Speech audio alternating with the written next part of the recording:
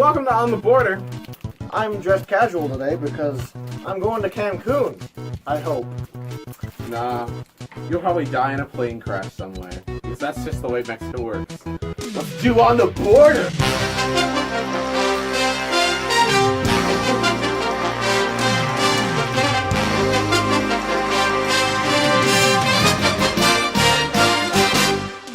So in other news today, What? Jeez. This isn't On the Border anymore. This is, I don't know what it's called. We're gonna talk about porcupines. Okay. I'll just follow your lead, bud.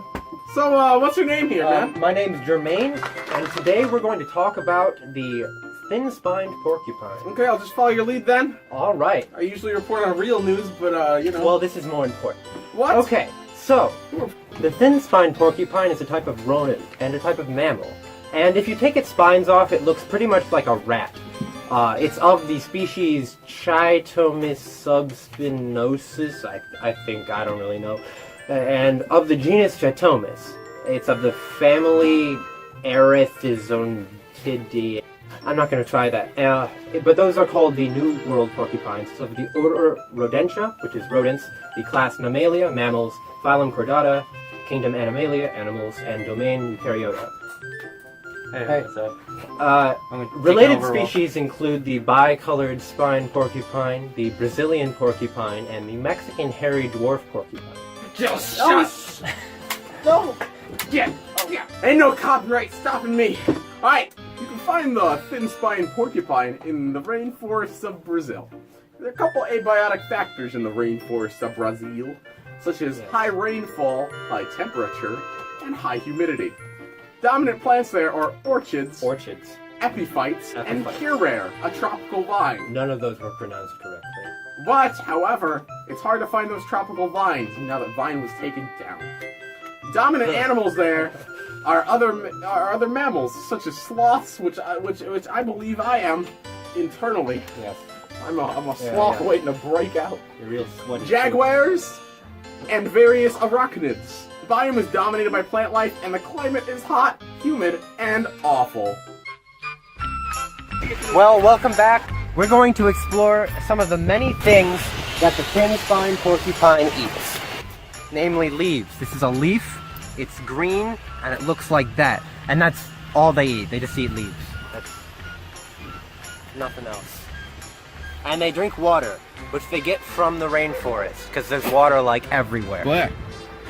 Okay, humans weren't meant to eat leaves. The thin-spined porcupine is sexually active 1 month each year. It gives birth to live young and can give birth to several young at once. Wow, like twins all the time. Yeah, like that. I wonder how they pay for birth. How can they pay for buddy. college? That's why they die so often, because they don't get the education they need. The porcupine reaches sexual maturity within its first year of life, and its gestation period is estimated at only a couple of months. Its role in the ecosystem is fairly straightforward. The organism is an herbivorous consumer and is a primary consumer, meaning it eats plants and is consumed by predators. I thought it was a chickatarian. Yeah, you're a chickatarian. The thin-spined porcupine has very little impact on its ecosystem because it eats like literally nothing but leaves, and leaves are pretty much everywhere in the rainforest. Its population is also very small and has no real impact. Oh, the biggest problem to the porcupine is habitat fragmentation and destruction, meaning that human beings are taking big old construction vehicles and just running over the rainforest, setting them on fire and whatnot. I've seen it happen, it's awful. The only solution to this is rainforest conservation. It might be too late at this point, and you know, call your congressman, call your rainforest, and dial them up, be all like, hey, fight back like an ant. Or wave one of those signs around that says, save the rainforest. It does a lot of good. Yeah, you put a bunch of tree frogs. Okay, here we go. Okay, so in Mexican news today, let's see here. No, the time slot for the episode is off. What? We have to show Cooking with Biff. All I wanted to do was talk about porcupines, and now you're canceling this man. Okay, we're back. You don't want to go through with the Peaches experiment? Do you like David Gilmour shoes? Whoa, that was rude. Why the mouse downs this? All of it, everything on this plate. You gotta eat it all in once. Oh yeah. guys, back from Cancun. Ouch! You guys better get ready. Oh! Welcome back to On the Border. Welcome to On the Border. This is the seeming finale episode where everybody's dead. Our executive, he's out with the weasels, which is like the measles, except weasels are popping out of your skin. It's pretty bad. We have a special segment reporting from the executive office where I had to film because it was time for the episode of the week. And here it goes rolling. Welcome to On the Border. I was invited here by a bunch of execs to meet with them about something. I think we're getting canceled in a couple weeks. I don't know. Yeah. Anyway, our first story tonight is a gunman robbing a bus full of policemen.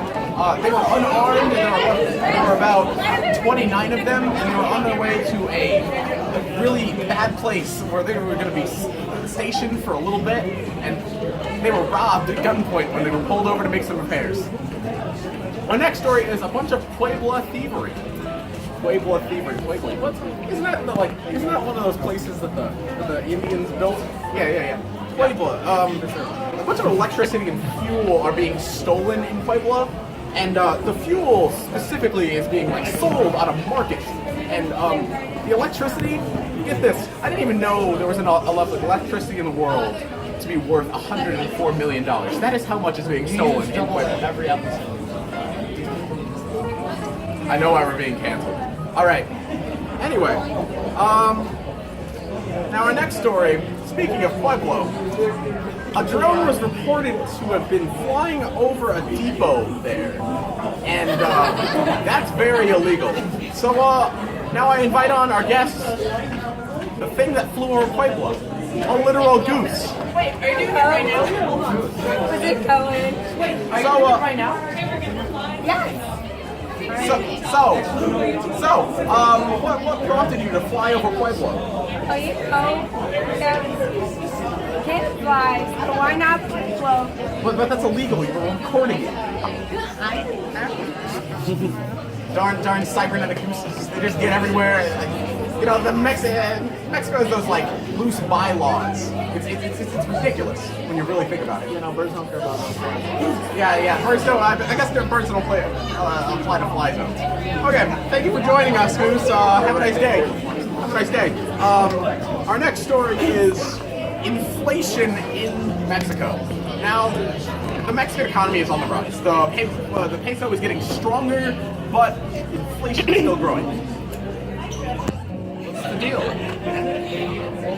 Anyway, It's Chinese capitalism. Chinese capitalists. I need your opinion on more gas companies that are coming to Mexico.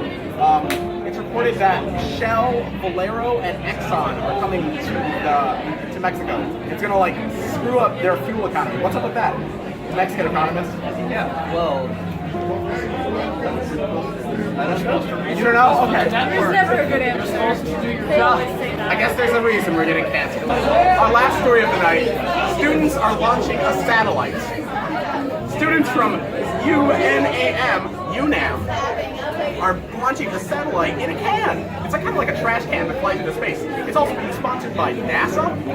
You get NASA to sponsor? Hey, NASA. We don't need any drug lords to sponsor us. How about you just sponsor us for a little bit?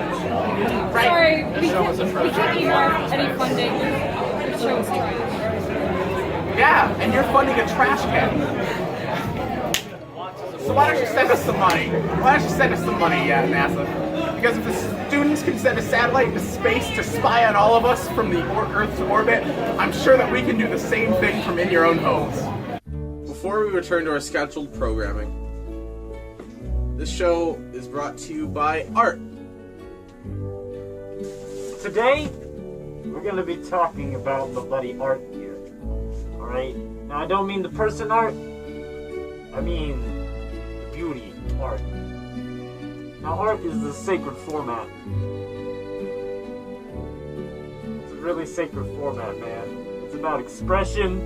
It's about love. It's about a lot of things, okay? And art means a lot to me. Okay?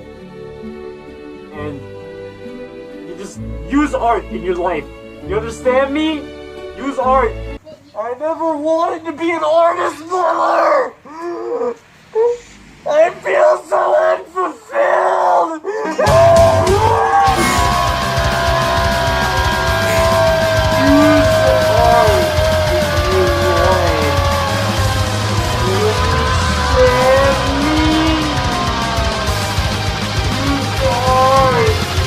Welcome back. We now bring you a current story about power outages. Now, a power outage is when your electricity stops working, and it oftentimes looks like this. Oh God! Not great. Yeah, that was unfortunate. That was all of our power right there. Yeah, but we got our power back. Yeah, look at that. Look at that. Look at that. We're not even in Mexico. Yeah. It happened in 3 states: Kamchatka, That's pronounced Campeche, Yucatan, and Quintana Roo. and the temperatures can get above 30 degrees Celsius there. That's a little bit hot. That's hotter than this. That's like fever zone, man. We got fever. We got fever. Anyway, The Federal Electricity Commission says it was caused by a malfunction in a transmission line. the blackout lasted for over 9 hours, from 11 a.m. to 8:30 p.m. Now, some would say this is a curse, but it's actually a blessing in disguise, because then the nightmen can come out. But you know, as we learned from the New York blackout, from all those blackouts caused by that one superstorm a few years back, Yeah? a lot of babies gonna come out of this. Oh yeah, you're right. Population boom. You're right. And if there's one thing that Mexico does need more of, it's poverty babies. Yep. Boomtown. Am I right, gentlemen? Alright, so now for our weather segment. What's it looking like, Joe? A yellow alert has been issued in Ciudad Juarez in Chihuahua by civil protection officials. As of today, civilians are told to beware of dust storms and high winds in the area. Ow! Winds of up to 45 kilometers per hour are expected, and gusts up to 63 kilometers an hour are also expected. This could result in walls, abandoned buildings, billboards, and trees and stuff all falling down. So if you're near a billboard or a tree, clear out fast, because you're about to die.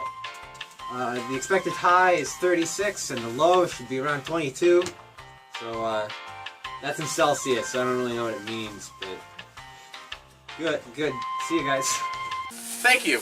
Okay, now we have one final ad from our sponsor, which is the gummy president of the United States of America. What do you got to say, bud? Buy some gummy bears! Really? Really? Yeah.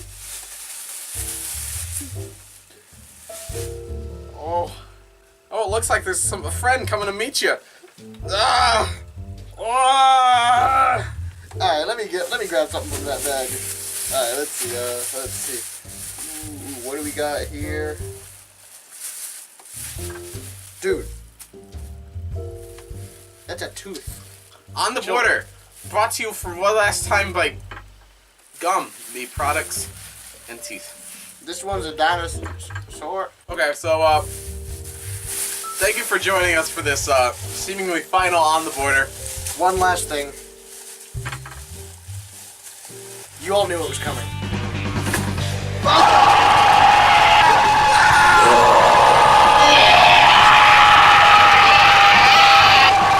See you next year, class. That's awesome!